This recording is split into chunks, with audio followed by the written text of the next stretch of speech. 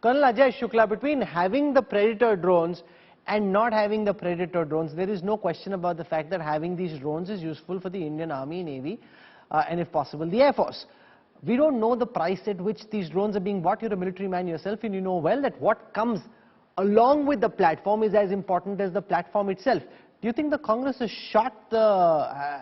jumped a bit in advance in declaring this a scam, because they'll now try and keep finding a scam between now and 2024 without allowing for the deal itself to be announced so that we know what is coming for this price? Yeah, Rahul, I guess what goes round comes around. And the BJP, at the time that the Congress was making the purchases and facing all these exactly the same problems, the BJP lost no chance in accusing it of sort of corruption and so on. And now it's the chickens coming home to roost. Both the Congress and the BJP know very well what the purchase procedure and the acquisition procedure is.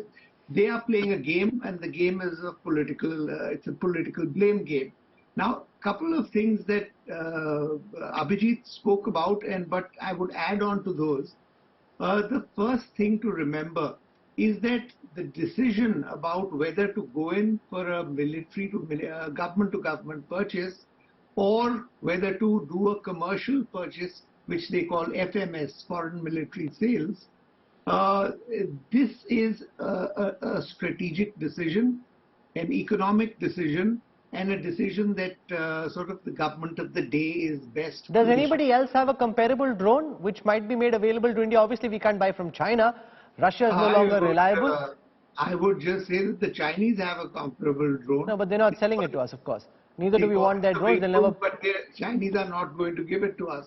Similarly, the Israelis have drones that are slightly smaller, but they don't serve the purpose. Now, just remember, I have to add on to what I was saying earlier. The decision to go in for a government-to-government purchase almost guarantees you that you will get it cheaper than if you go in for a foreign military sales. Why is that? Why is that? I think Adil needs to hear that.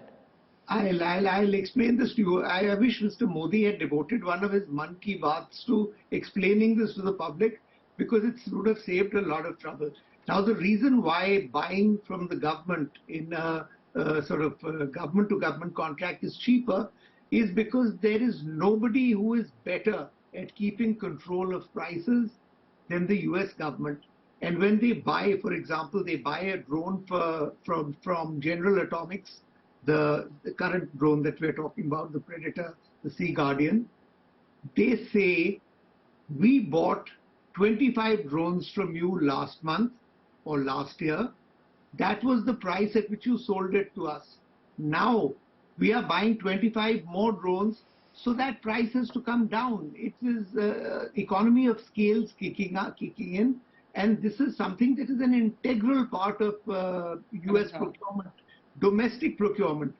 And when you go in for a government-to-government policy, the US government treats the Indian government the same way as the US government would treat the Pentagon if they were buying the machine. Because the whole sort of game in the US is to keep driving down prices. Now, Adil Singh Bopar, I respond to what Colonel Shukla is saying, because here's a man who's been quite critical of the government on various military issues. He's a military man himself, talking about how the price is lesser when you buy government to government, and more importantly, with China flexing its muscles in the way that it is across the line of actual control, Pakistan up to no good, China's Navy's presence in the Indian Ocean region, India, to my mind, desperately needs these drones. The sooner we can get them, the better. We're already several years late on buying them. Pawan Saab, let me clarify this, and let me put this out. So did Mr. Pawan Khera in the press conference. The Congress party is all for defense modernization and preparedness. I think that's beyond any cavil of doubt. There is no dispute on that. The problem arises is that whether the government of India is getting the best bang for the buck. I think that you don't know that yet. You don't know what the bang is. You don't know what the buck is. Hear me out. You don't either. Hear me out. There is an international comparison which is being done. And I tend to differ. I beg to differ with what Mr. Shukla has said. The manufacturer of these drones is General Atomics. What appears is that the government of the United States is playing the role of an intermediary and selling these drones by a G2G contract. Now, there are two issues here. Number one, It could be that the government of the United States, which had purchased this for the US Air Force, is selling its own inventory. This has to be clarified. Or is it that the US government is purchasing fresh drones from General Atomics and selling it to the government of India? That is why the nub of the matter, Mr. Kanwal, is transparency on behalf of the government.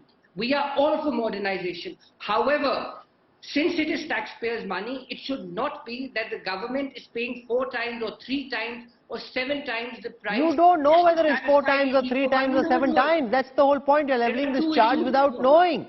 No, there are 2 aspects here. There are 2 aspects here. Number one, an in-principle commitment. An in-principle commitment bypassing the RFP, bypassing the tender process in a joint statement of 2 premiers. Let's not undermine this declaration of interest. Number one. Number two, and the more important part, the DSC cleared a purported proposal of $3 billion. Now, what is the arms package? Of course, this is going to be dependent on certain contingent factors. There could be that there is a particular drone which is more defense or arms package vis-a-vis the other. The fact of the matter is that if you draw an international comparison, it is evident that the government of India is paying much more in comparison to other countries. No, it's not, because you don't know what's coming for that package. I just explained as simply as I could. In the purchase of any car, you can buy the base version of a car, you can buy a high-end version of the car. The price could go from 20 lakhs to 60 lakhs depending on what car you buy. Please answer this question. There is a reason why when it comes to distribution of public resources, we follow a tender process. There is a reason. Okay, let me put that question. Let me put that question to General Pannu and to Admiral Anup Singh. I'll start with General Pannu first. Could this, you've been in the Integrated Defence Staff, sir, should this have gone through a tender process rather than being a government-to-government deal, sir? Rahul, I think we have to move this debate on our necessity. I think the military requires autonomous aerial system like the Predator, and I think this is a modern version, advanced version, MQ-9 Reaper. This is the best in the world, and considering our situation on the borders and our adversary pushing the autonomous systems, very soon we are going to see more and more autonomous systems in the battlefield, and I think we need to pitch for the best, and these are the best systems which are going to be available. Sure. I think the Congress is asking, could this have been done through a tender rather than being done shrouded in secrecy as a government-to-government deal? Military does not bother whether it is tender or FMS or government-to-government. I think the faster it gets deployed, better it is. Because after all, the delay is not in the interest of the country.